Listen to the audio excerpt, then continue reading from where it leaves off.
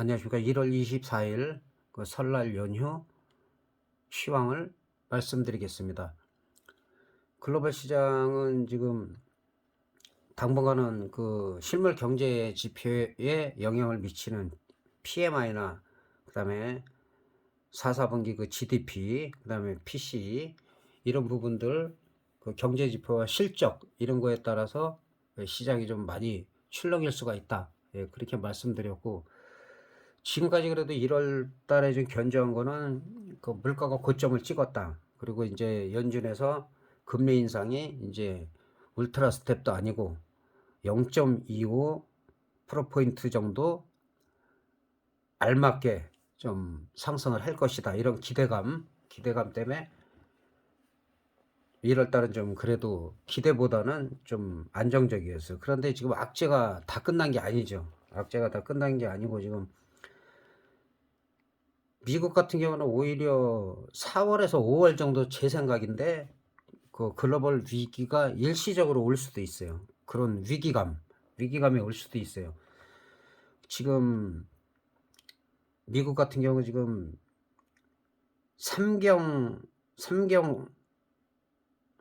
8,800조 우리나라 돈으로 그 31조 4천억 불의 그 엄청난 그 부채 한도 증액을 갖다가 해야 되는데 공화당이 지금 미 하원을 장악하고 있기 때문에 쉽지가 않아요. 부채 한도 협상이 쉽지가 않아요. 이게 만약 이게 안 되면 6월 달에 진짜 채무 불이행 사태가 최초로 발생을 하게 되면 글로벌 시장이 뭐 엄청난 영향을 받을 수밖에 없어요. 2011년에도 그 부채 한도를 갖다가 3번 유예해 가지고 미국 역사상 최초로다가 신용등급이 AAA에서 한 단계 하락한 신용등급의 그 어떻게 보면은 있을 수 없는 그런 강등을 맛봤던 그런 기억이 있습니다. 네, 이게 채무 불이행까지는 가지 않겠죠. 미국이 채무 불이행 가면은 뭐 채무 불이행 여파로다가 지금 글로벌 시장이 연쇄적으로 지금 그런 현상이 생길 것 같은데, 이제 항상 그런 어떤 기대감, 위기감 이런 것 때문에 미리 움직이기 때문에 4, 5월 정도에는 부채한도 협상에 대한 그 난항이 일단은 예상이 된다. 공화당에서 그냥 막 해주진 않을 거 아니에요. 그만한 뭐 반대급부를 받고 해주려고 하기 때문에 그 얘기가 뭐 3월 달에도 나올 수가 있겠죠. 4, 5월 중에는 계속 나올 것이다. 그렇게 예상이 되고, 그러다 보니까는 지금 또 매파 발언이 다시 나오고 있죠. 지금 0.25%포인트가 되기 때문에 금리 인상이 뭐 크게 지장이 없다 해갖고 올라가다가 또 매파 발언 한 번 나오면 쫙 빠지고, 지표 하나 발표 하나 좀 안 좋게 되면 또 쫙 빠지고, 그런 형국이기 때문에 지금 안정적인 건 아니에요. 그래서 일시적으로 지금 이 전 고점, 그 작년에 고점 12월 달에 고점도 이걸 뭐 쉽게 돌파 못했기 때문에 지금 여기서 지금 다시 한번 돌파 시도를 하느냐 아니면은 흘러내리느냐, 여기서도 마찬가지죠. 3만 3천 선이 다우지수가 지켜지지 못하면 이거는 또 추세가 깨질 가능성이 있기 때문에 지금 아직까지도 좀 살얼음판이라고 볼 수가 있겠습니다. 우리 시장도 미국 시장보다는 많이 못 올라갔어도 그래도 1월 달에 의외로 선방을 했어요. 의외로 선방을 했는데 뭐 엄청난 뭐 호재가 있는 것도 아니죠. 마찬가지로 어떤 기대감 그런 것 때문에 지금 올라가는데, 문제는 우리나라가 지금 세계 경제가 지금 작년에 2.2%가 상승을 평균적으로 했는데 우리나라는 1.25% 정도밖에 못했어요.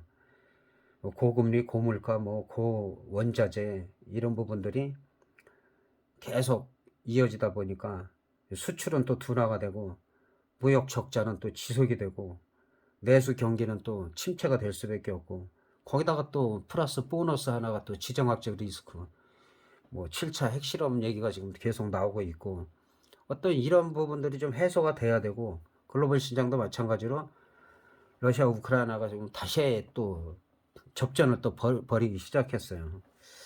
그래서 그런 부분들이 아직까지도 해소가 되지 않는다. 그리고 전쟁이 계속 길어지면 어쨌든 간에 뭐 혜택을 보는 기업도 있죠. 우리나라 같은 경우 뭐 풍산이라든가 예, 우크라이나 전쟁 때문에 지금 5,700억 그 공급 계약을 하고 뭐 현대 로템이라든가 하나 에어로스라든가 뭐 이런 부분들의 일부 기업이 수혜를 보겠지만은 그 외에 전체적인 국가 또는 글로벌 시장으로 봐서는 계속 경기가 침체될 수밖에 없다. 그래서 어느 정도 그 올해라도 좀 그런 부분들이 좀 해소가 됐으면 하는 바람입니다.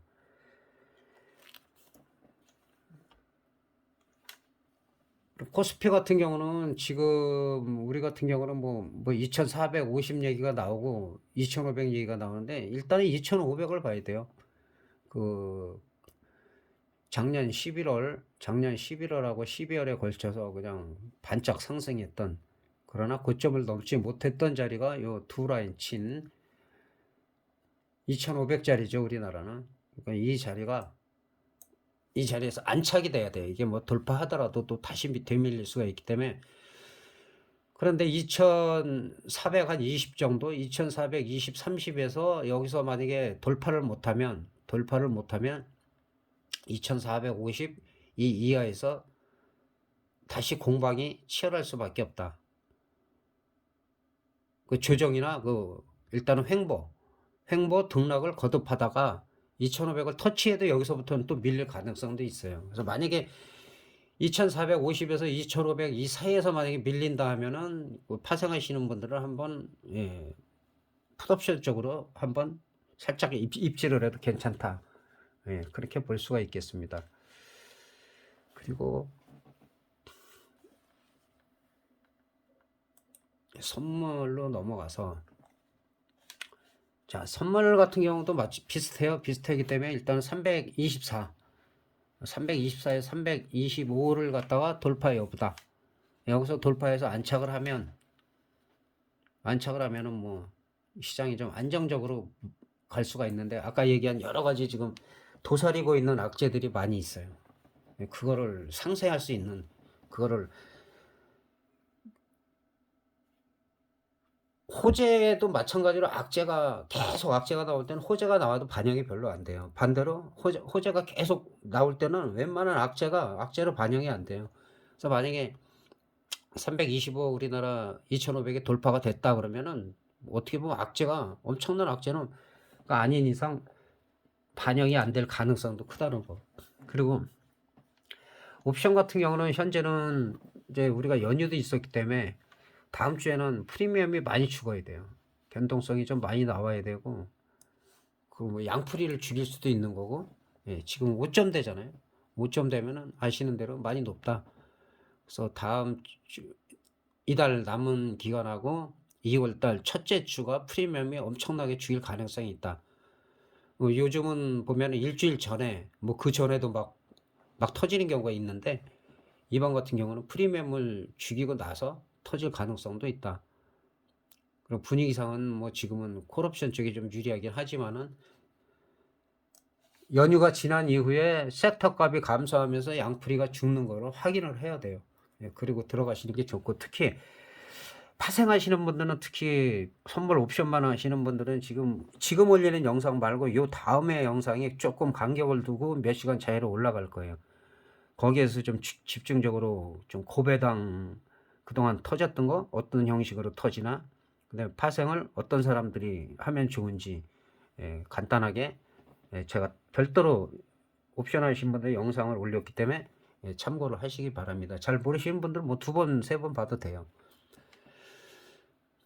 그리고 일단은 우리가 연휴를 갖다가 쉬었기 때문에 그게 이제 어떻게 반영이 될지, 그러니까 파생 같은 경우는 일단은 양풀이가 죽는다고 봐야 되고, 주식을 몇 종목 살펴보면은 지난번에 제가 관심 종목에서 올렸던 종목 중에서 지금 강하게 올라가고 있는 것들이 지금 오스템 임플란트 같은 경우는 뭐 지금 전고점을 뚫었어요. 그러니까 이런 종목들은 계속 뚫을 수도 있고, 그 다음에 약간 눌렸다가 다시 올라갈 때가 기회일 수도 있어요.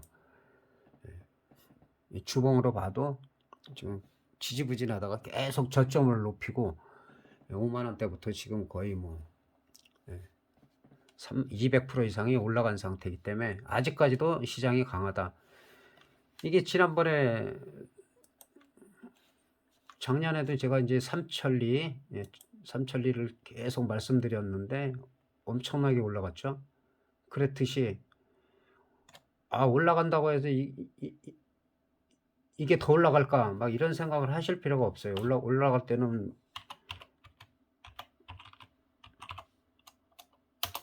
올라갈 때는 끝없이 올라가잖아요. 이거는 뭐 계속 제가 말씀드린 거잖아요. 지지와 저항선. 여기 돌파하면 또 마찬가지로 이거는 뭐 48만 원을 정확히 찍었는데 여기서는 좀 눌려도 상관이 없겠죠. 여기서는 조금 눌려도 상관이 없겠고, 그러니까 이런 식으로 올라갈 종목들이 좀 보이는 것들이 좀 있어요. 그래서 차트를 좀 보시고, LG화학 같은 경우도 저점은 높이는데 이런 경우 탄력을 한번 받으면은 한번 무섭게 갈 수도 있어요. 일단은 여기서는 65만 5천 원 정도니까 이 정도가 돌파됐다? 그러면 뭐 단기적으로도 좀 시원하게 올라갈 수도 있는 그런 종목들이 많이 눈에 띕니다. 그리고